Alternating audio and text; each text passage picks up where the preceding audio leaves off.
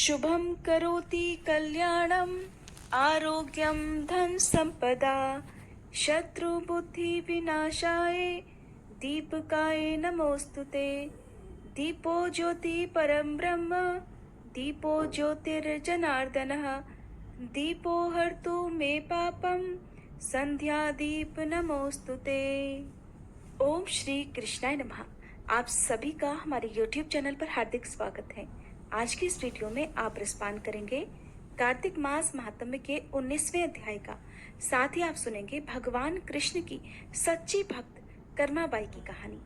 और उम्मीद करती हूँ जिस तरह से आपने एक वीडियो थी जिसमें मैंने आपको स्पेशली बोला था कि आप भरपूर प्यार दीजिएगा और बहुत सारे लाइक कीजिएगा, और सच में आपने रिकॉर्ड तोड़ा था कि उस वीडियो को बहुत सारे लोगों ने लाइक किया था।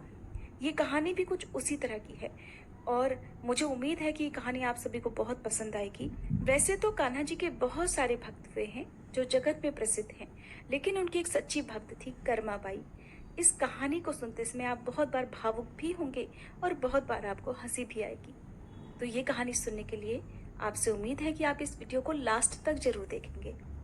तो श्री सूत जी कहने लगे कि हे ऋषियों, भगीरथ के वंश में सौरदास नामक राजा के पुत्र का नाम मित्रसह था, जो गुरु वशिष्ठ के श्राप से राक्षस हो गया था। गंगा जल के प्रभाव से उसने भी परम पद प्राप्त कर लिया। तब ऋषियों ने पूछा, हे सूत जी, गुरु वशिष्ठ जी ने मित्रसह को किस कारण से श्राप दिया? कृपा करके ये कथा भी विस्तार पूर्वक सुनाइए। श्री सूत जी बोले, हे ऋषियों, एक समय अत्यंत धर्म के राजा मित्रसह अपने कुछ साथियों सहित शिकार खेलने के लिए वन को गया, जहां पर उसने अनेक हिरणों का शिकार किया। फिर भूख और प्यास से दुखी होकर नदी के तट पर आ गया। राजा रात भर वहां पर रहा और प्रातःकाल होते ही शिकार की खोज में पुनः चल पड़ा। कुछ दूर जाकर राजा ने देखा कि पर्वत की कंदरा में एक व्याघ्र और व्याघ्री मैथुन कर रहे हैं। राजा ने धनुष पर बाण चढ़ाकर उन पर छोड़ दिया। व्याघ्री बाण लगते ही तत्काल वहीं पर गिर पड़ी। थोड़ी देर में उसने प्राण त्याग दिए। तब वह व्याघ्र राक्षस रूप धारण करके अत्यंत क्रोध पूर्वक बोला कि हे राजन, तुमने मेरे साथ घोर अन्याय किया है, मैं इसका बदला अवश्य लूंगा। ऐसा कहकर वह राक्षस दुखी होकर वहां से चला गया। कुछ वर्ष के बाद राजा मित्रसह ने अश्वमेध यज्ञ किया, जिसमें अनेकों ऋषि मुनि बुलाए गए। गुरु वशिष्ठ जी ने ब्रह्मा विष्णु आदि देवताओं को विधि पूर्वक हवि देकर यज्ञ समाप्त किया और फिर स्नान करने के लिए नदी के तट पर चले गए।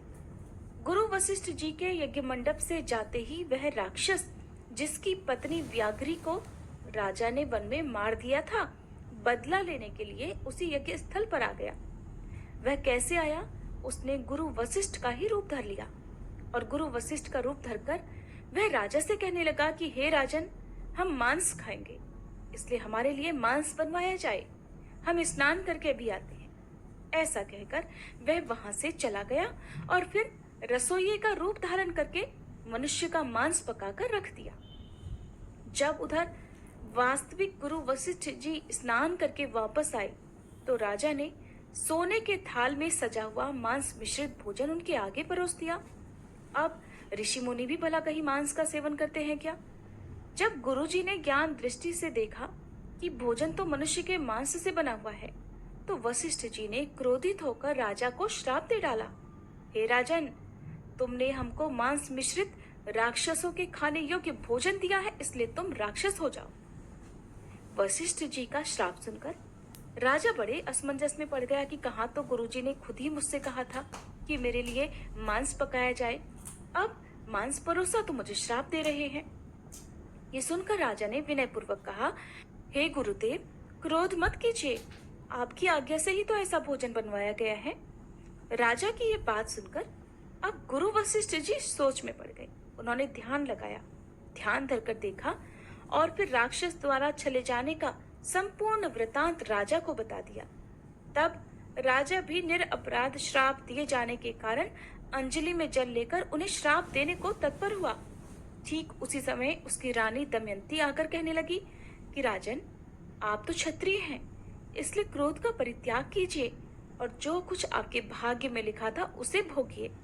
जो मनुष्य अपने गुरु पर रोष करता है वह वन में जाकर ब्रह्म राक्षस हो जाता है, इसलिए आप शांत ही रहिए। पत्नी के इन वचनों को सुनकर राजा क्रोध त्याग कर सोचने लगा कि अब क्या करना चाहिए। फिर राजा ने अंजलि के जल को जैसे ही अपने पैरों पर डाला, त्यों ही उसके पैर काले पड़ गए, क्योंकि वह श्रापित जल था। इसी कारण वह राजा राक्षस रूप में कलमाशपाद के नाम से विख्यात हुआ। निरपराध राजा गुरु वशिष्ठ जी के चरणों में गिरकर बारंबार क्षमा मांगते हुए अपनी मुक्ति का उपाय पूछने लगा। तब वशिष्ठ जी ने कहा कि क्योंकि हे राजन, ये पाप तुमसे अनजाने में हुआ है, इस कारण मेरे श्राप का प्रभाव 12 वर्षों तक ही रहेगा। इसके पश्चात तुम अपने वास्तविक स्वरूप में वापस आ जाओगे और अनेक वर्षों तक राज्य का भोग करते हुए गंगा जल के प्रभाव से मुक्ति प्राप्त करोगे और भगवान विष्णु की सेवा करते हुए अंत काल में विष्णु लोक को प्राप्त हो जाओगे। ऐसा कहकर गुरु वशिष्ठ जी अपने आश्रम को चले गए और राजा भी राक्षसी देह धारण करके निर्जन वनों में भूखा प्यासा भटकने लगा। कई वर्षों तक अनेकों कष्ट सहने के बाद वह राक्षस एक दिन नर्मदा नदी के तट पर आया और वहां भी पशु पक्षी मनुष्य और सर्प आदियों को खाकर विचरण करने लगा। वहां घूमते हुए उसने एक दिन नर्मदा नदी के तट पर एक मुनि को अपनी पत्नी के साथ रमण करते हुए देखा। भूख से पीड़ित होने पर जैसे व्याघ्र मृग को पकड़ लेता है, ठीक उसी प्रकार उसने मुनि को पकड़ लिया।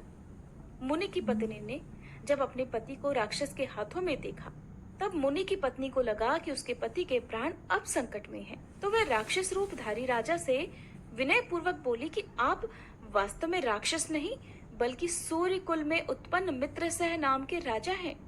मेरा पुत्र भी छोटा है, इसलिए बिना पति के इस वन में मैं कैसे निर्वाह करूंगी। आप मेरे पति को प्राण दान दे दीजिए।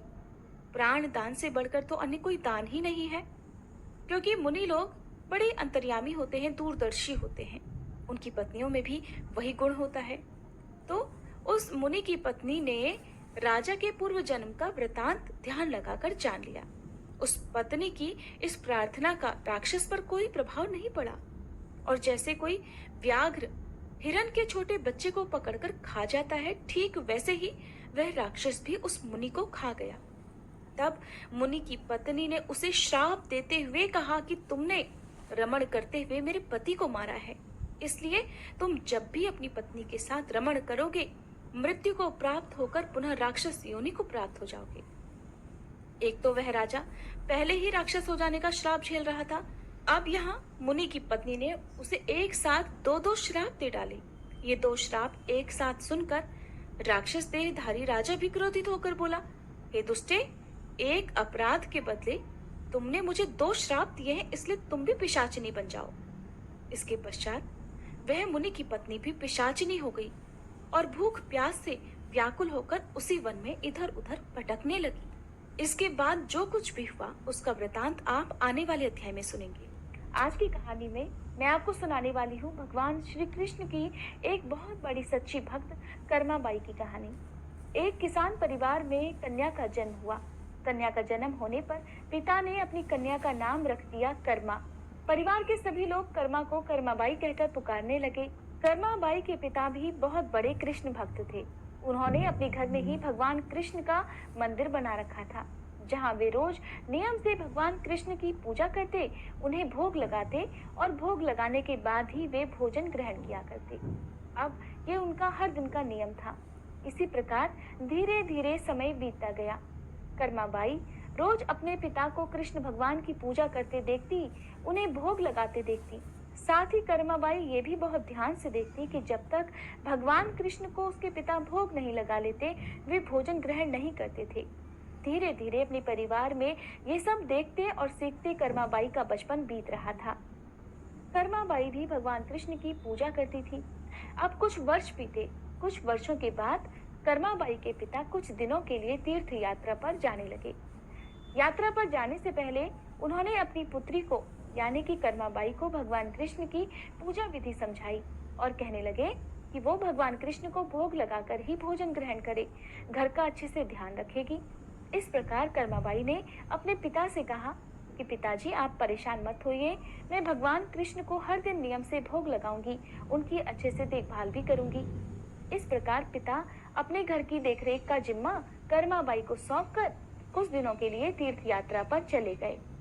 अब अगले दिन कर्माबाई ने सुबह जल्दी उठकर घर की साफ सफाई की और स्नान करके जल्दी जल्दी उठकर कृष्ण भगवान को भोग लगाने के लिए बाजरे की खिचड़ी बनाई। अब जब कर्माबाई ने खिचड़ी को थाली में डाला, उसमें घी और गुड़ मिलाया और कृष्ण भगवान को भोग लगाने के लिए खिचड़ी की थाली भगवान के सामने रख दी। तब हाथ जोड़कर उनसे कहने लगी, भगवान आपको जब भी भूख लगे तब आप ये खिचड़ी खा लेना, मैं तब तक घर के दूसरे काम कर लेती हूँ। ऐसा कहकर कर्माबाई अपने काम में लग गई। थोड़ी देर के बाद आकर उसने देखा थाली तो ऐसी की ऐसी ही रखी थी, भगवान ने तो भोग लगाया ही नहीं। कर्माबाई ने सोचा चलो कोई बात नहीं, शायद अभी भगवान जी को भूख नहीं लगी होगी, कुछ देर बाद जब भूख लगेगी तो खुद ही खा लेंगे। ऐसा सोचकर कर्माबाई फिर से अपने काम में लग गई। अब वो बीच बीच में बार बार देखती रहती कि भगवान ने भोग लगाया या नहीं, भगवान ने भोग लगाया या नहीं। लेकिन खिचड़ी की थाली में से भगवान ने तो एक दाने का भी भोग नहीं लगाया। अब जब भोग नहीं लगाया तो खिचड़ी की थाली ऐसी पड़ी रही। इधर दोपहर का समय हो गया। अब कर्माबाई को चिंता होने लगी कि भगवान ने आज भोग क्यों नहीं लगाया, क्या खिचड़ी अच्छी नहीं बनी या उसमें घी और गुड़ की कमी रह गई। ऐसा सोचकर कर्माबाई ने रसोई घर में से थोड़ा सा घी और गुड़ निकाला और उसे खिचड़ी में मिला दिया। अब थाली लेकर भगवान के सामने वो खुद बैठ गई और भगवान कृष्ण से भोग लगाने के लिए विनती करने लगी। लेकिन भगवान जी थे कि भोग लगाने के लिए तैयार ही नहीं थे। कर्माबाई ने भी सुबह से अब तक भोजन नहीं किया था, क्योंकि वो अपने बचपन से ही देखती आई थी कि उसके पिताजी तब तक भोजन नहीं ग्रहण करते जब तक कि वो भगवान को भोग न लगा ले। तब कर्माबाई ने भगवान से कहा कि भगवान अब तो आप भोग लगा लीजिए, मैंने आपकी पूजा की और आपके भोग की जिम्मेदारी पिताजी मुझे देकर गए हैं। अगर आप पिताजी का इंतजार कर रहे हैं तब तो आपको आज के दिन भूखा ही रहना पड़ेगा, क्योंकि पिताजी तो तीर्थ यात्रा पर गए हैं और बहुत दिनों के बाद वापस आएंगे। इसलिए हे कृष्ण भगवान आप भोग लगा लीजिए, नहीं तो मुझे भी भूखा रहना पड़ेगा, क्योंकि पिताजी तो तीर्थ यात्रा पर गए हैं और कुछ दिनों के बाद ही वापस आएंगे। तब तक आपको मेरे हाथ से बना हुआ भोजन ही करना पड़ेगा। भगवान जी मुझे अच्छे से व्यंजन बनाने नहीं आते, ना ही मैं स्वादिष्ट भोजन बना पाती हूँ और ना ही मुझे विधि विधान से पूजा पाठ करना आता है। मुझे तो बस ये बाजरे की खिचड़ी और रूखी सूखी सब्जी रोटी बनानी आती है। आपको तो भगवान जी बस इसी से गुजारा करना पड़ेगा। और खिचड़ी की थाली की तरफ इशारा करते हुए कर्माबाई भगवान कृष्ण से हाथ जोड़कर कहने लगी, हे भगवान अब तो आपको मैंने इस खिचड़ी में और ज्यादा घी और गुड़ डालकर दे दिया है, अब तो भोग लगा लीजिए। इस प्रकार कर्माबाई बार बार भगवान से भोग लगाने की विनती करने लगी, लेकिन भगवान जी ने फिर भी भोग नहीं लगाया। समय बीतता जा रहा था, कर्माबाई को भगवान की चिंता थी। तब कर्माबाई ने भगवान से कहा, ठीक है भगवान, जब तक आप भोग नहीं लगाएंगे मैं भी कुछ नहीं खाऊंगी, अब आप भी भूखे रहिए और मैं भी भूखी रहूंगी। ऐसा कहकर कर्माबाई भगवान से नाराज होकर बैठ गई। दोपहर बीती, शाम होने को आ गई, लेकिन भगवान की तरह कर्माबाई ने भी कुछ नहीं खाया। कर्माबाई भूखी प्यासी बैठी रही। आखिरकार कर्माबाई की जिद देखकर भगवान की मूर्ति से आवाज आई, अरे कर्माबाई तुमने तो पर्दा किया ही नहीं, मैं ऐसे कैसे भोग लगा लूं? ये बात सुनकर कर्माबाई ने तुरंत अपनी चुनरी का पर्दा कर दिया। फिर उसी की छाया में भगवान कृष्ण ने बाजरे की खिचड़ी का भोग लगा लिया और देखते ही देखते पूरी थाली खाली हो गई। ये देखकर कर्माबाई भगवान से कहने लगी, हे प्रभु बस इतनी सी बात थी तो पहले ही बता देते, सारा दिन खुद भी भूखे रहे और मुझे भी भूखा रखा। इसके बाद भगवान को भोग लगाकर कर्माबाई ने भी भोजन ग्रहण किया। अब कर्माबाई का रोज का यह नियम बन गया। कर्माबाई रोज सुबह जल्दी उठकर सबसे पहले भगवान के लिए भोजन बनाती और भोग की थाली भगवान के सामने रखकर पर्दा लगाकर बैठ जाती और थोड़ी देर बाद देखती तो थाली पूरी की पूरी खाली मिलती। ये देखकर कर्मा बहुत खुश हो जाती और खुशी खुशी करके बाकी काम निपटाने लगती। कर्माबाई का यह विश्वास था कि भगवान को सुबह जल्दी ही भूख लग जाती है, इसीलिए तो वो सुबह सवेरे जल्दी उठकर बाकी काम करे बिना सबसे पहले भगवान के लिए भोजन बनाती और बड़े प्रेम से भगवान को भोजन खिलाती थी। और जब भगवान भोजन कर लेते तब निश्चिंत होकर स्नान आदि काम करती और घर के दूसरे बाकी काम करते। अब यही क्रम कई दिन तक चलने लगा। कुछ दिनों के बाद कर्माबाई के पिता तीर्थ यात्रा पूरी करके घर वापस लौट आए। पिता के वापस आने पर कर्माबाई ने उन्हें बताया कि पहले दिन जब उसने भगवान कृष्ण को भोग लगाया था तो कैसे भगवान ने उस दिन बहुत नखरे किए थे। सारा दिन खुद भी भूखे रहे और मुझे भी भूखा रखा। तब शाम को जाकर कहीं उन्होंने खिचड़ी खाई। अब तो भगवान कृष्ण सुबह सवेरे जल्दी भोग लगा लेते हैं और देखते ही देखते पूरी थाली भी साफ कर देते हैं। ये बात सुनकर कर्माबाई के पिता हैरान रह गए और कृष्ण भक्त पिता को अपनी पुत्री की सरल प्रेम भक्ति और भगवान श्री कृष्ण की कृपा को समझते बिल्कुल देर नहीं लगी। अब कर्मा के पिताजी सोचने लगे कि जिस भगवान को प्राप्त करने की इच्छा से वो तीर्थ यात्रा करने गए थे, वो भगवान तो साक्षात उनके घर में ही विराजमान है और उन्हीं की पुत्री के हाथों से रोज भोग भी लगाते हैं। मन में ऐसा सोचकर वे कर्माबाई को अपनी पुत्री के रूप में प्राप्त करके अपने आप को धन्य समझने लगे। उन्होंने कर्माबाई से कहा, बेटी आज से तुम ही भगवान की सेवा करना और रोज भगवान को अपने हाथों से ही भोग लगाना। पिताजी की बात सुनकर कर्माबाई बहुत खुश हुई और रोज इसी प्रकार सुबह जल्दी उठकर बहुत प्रेम भाव से भगवान कृष्ण को भोग लगाने लगी। इस प्रकार यह उसका रोज का नियम बन गया। अब कुछ वर्षों के बाद कर्मा जी के पिता की मृत्यु हो गई। अब कर्मा अपने घर में अकेली रह गई, इसलिए कर्मा का घर में बिल्कुल मन नहीं लगता था। फिर एक दिन कर्मा ने अपने घर से कुछ जरूरी कपड़े लिए और भगवान कृष्ण की मूर्ति लेकर अपने गांव को छोड़कर तीर्थ यात्रा पर निकल पड़ी। तीर्थ यात्रा पर अलग अलग तीर्थों के दर्शन करते करते कर्माबाई उड़ीसा के जगन्नाथपुरी पहुंच गई और जगन्नाथपुरी में ही कर्मा ने निवास करने का निश्चय कर लिया। जगन्नाथपुरी में ही कर्माबाई ने एक छोटी सी कुटिया बना ली और उसी में रहने लगी। अब कर्माबाई रोज सुबह सवेरे अपने नियम के अनुसार जल्दी उठकर भगवान श्री कृष्ण के लिए बड़े प्रेम से खिचड़ी बनाती और भगवान की थाली में भोग लगाती। कुछ देर में भगवान खिचड़ी खा लेते। जब थाली साफ हो जाती तब कहीं जाकर कर्माबाई अपने सारे बाकी काम करती, तब स्नान करती और बाकी कामों में लग जाती। इस प्रकार यही क्रम निरंतर चलता रहा। कई वर्षों तक यही क्रम चलता रहा। एक दिन कर्माबाई के भगवान श्री कृष्ण को भोग लगाने के बाद एक छोटा सा बालक उनके पास आया और उनसे कहने लगा, माँ जी बहुत भूख लगी है, कुछ खाने को मिलेगा? कर्माबाई कहने लगी, हाँ बेटा बिल्कुल, मैंने अभी अभी तो खिचड़ी बनाई है, आजा बैठ जा, तू भी खिचड़ी खा ले। ऐसा कहकर कर्माबाई बड़े प्रेम से उस बालक के लिए एक थाली में खिचड़ी परोस कर ले आई और बड़े प्रेम से उसे खिचड़ी खिलाने लगी। अब बालक भी बड़े चाव से खिचड़ी खाने लगा। दरअसल कर्माबाई के घर में साक्षात भगवान कृष्ण बालक का रूप धारण करके पधारे थे। उधर बालक ने जल्दी जल्दी खिचड़ी खा ली और कहने लगा, माँ जी खिचड़ी तो बहुत ही स्वादिष्ट बनी है, क्या मैं कल भी खिचड़ी खाने आ जाऊं? तब कर्माबाई कहने लगी, अरे बेटा कल क्या, मैं तो तेरे लिए रोज खिचड़ी बनाकर रखूंगी, तू रोज खिचड़ी खाने आ जाया कर। बालक कहने लगा, ठीक है माँ जी, अब से मैं रोज खिचड़ी खाने आऊंगा। ऐसा कहकर बालक चला गया। अगले दिन से वह बालक रोज सुबह सवेरे कर्माबाई के पास खिचड़ी खाने आने लगा। कर्माबाई भी रोज सुबह नियम से जल्दी उठकर भगवान कृष्ण के लिए खिचड़ी बनाती और भगवान के सामने थाली रख देती। फिर भगवान कृष्ण खिचड़ी का भोग लगाते। थोड़ी ही देर बाद वो बालक भी आ जाता, उसे भी बड़े प्रेम से खिचड़ी खिलाती और उसके बाद अपने स्नान दान ध्यान आदि कामों में कर्माबाई लग जाती। एक दिन की बात है, कर्माबाई की कुटिया के पास एक साधु आया। बातों ही बातों में उसे पता चला कि कर्माबाई बिना स्नान ध्यान किए और बिना चूल्हा चौका किए भगवान कृष्ण के लिए खिचड़ी बनाती है और भोग लगाती है। तब उसने कर्माबाई के पास जाकर कहा कि स्नान किए बिना भगवान की पूजा करने और भोग लगाने से बड़ा भारी पाप लगता है। इसलिए उसने कर्माबाई को स्नान करके पूरे विधि विधान से पूजा करके भोग लगाने को कहा। साधु की बात सुनकर भोली भाली कर्माबाई अगले दिन सुबह जल्दी उठकर स्नान करके खिचड़ी बनाने लगी। फिर पूरे विधि विधान से पूजा करके भोग लगाने लगी। लेकिन ये सब करने में कर्माबाई को बहुत देर लग जाती। अब वो बालक तो रोज सुबह अपने समय से आ जाता और कर्मा से कहता, माँ जी, मुझे भूख लगी है, जल्दी से खिचड़ी तो दे दो। माँ, जल्दी करो, और जल्दी।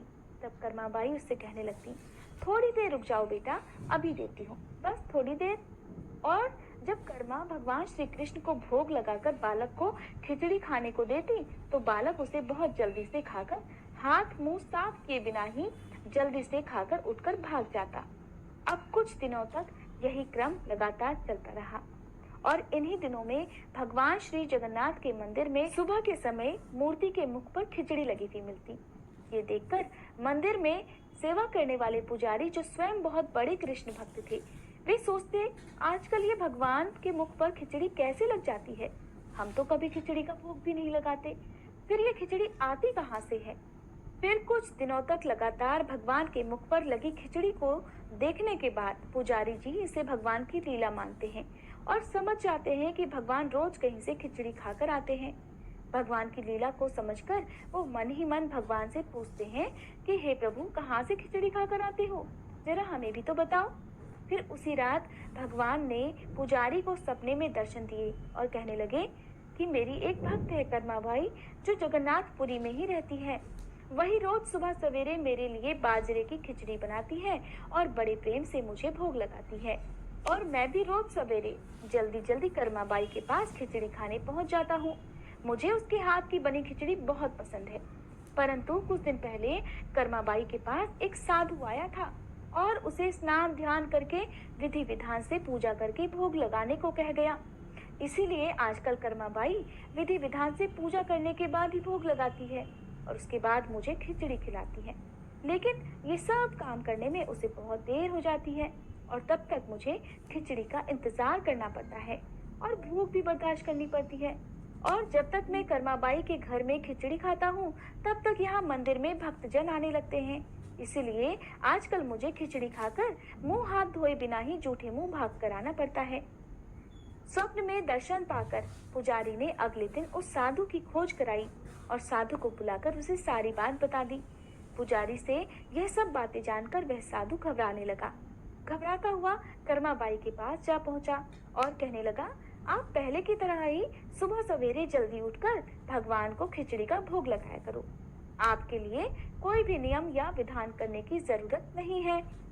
साधु की बातें मानकर कर्माबाई अब पहले की तरह बिना स्नान ध्यान किए भगवान के लिए भोजन बनाती और फिर उन्हें भोजन कराती। तब तक वो नन्हा बालक भी उनके पास खिचड़ी खाने पहुंच जाया करता। इस तरह से ये क्रम लगातार चलता रहा और फिर एक दिन कर्माबाई इस संसार को छोड़कर प्रभु के धाम में चली गई। कहते हैं, जब कर्माबाई की मृत्यु हुई तब जगन्नाथपुरी के मंदिर में भगवान के श्री विग्रह के नयनों से अश्रु निकल रहे थे। ये देखकर मंदिर के सभी पुजारी और जगन्नाथपुरी के राजा भी मंदिर में उपस्थित हो गए और प्रभु से विनती करने लगे कि हे प्रभु, क्या हमसे कोई भूल या अपराध हो गई है जिसके कारण जगत के पालनहार की आंखों से आंसू निकल रहे हैं। फिर उसी रात पुजारी जी और जगन्नाथपुरी के राजा के स्वप्न में भगवान ने दर्शन देकर कहा, आज माँ कर्माबाई इस लोक से विदा हो गई हैं और मुझ में ही विलीन हो गई, परंतु अब रोज सुबह सवेरे मुझे बाजरे की खिचड़ी कौन खिलाएगा। फिर अगले दिन जगन्नाथपुरी के राजा ने मंदिर के सभी पुजारियों और संतों से राय ली और ये आदेश जारी कर दिया कि आज से भगवान को सुबह सवेरे सबसे पहले माँ कर्माबाई के नाम से खिचड़ी का भोग लगाया जाएगा, जिससे भगवान को कभी भी माँ कर्माबाई की कमी महसूस ना हो। कहा जाता है, आज भी भगवान श्री जगन्नाथ जी के मंदिर में श्री जगन्नाथ जी के विग्रह को 56 भोग से पहले बाल रूप में खिचड़ी का भोग लगाया जाता है और इसे बाल भोग कहा जाता है। सैकड़ों साल बीत चुके हैं, लेकिन आज भी ये प्रथा वैसी की वैसी चली आ रही है। तो आज की ये कहानी आपको कैसी लगी, मुझे कमेंट करके जरूर बताइएगा।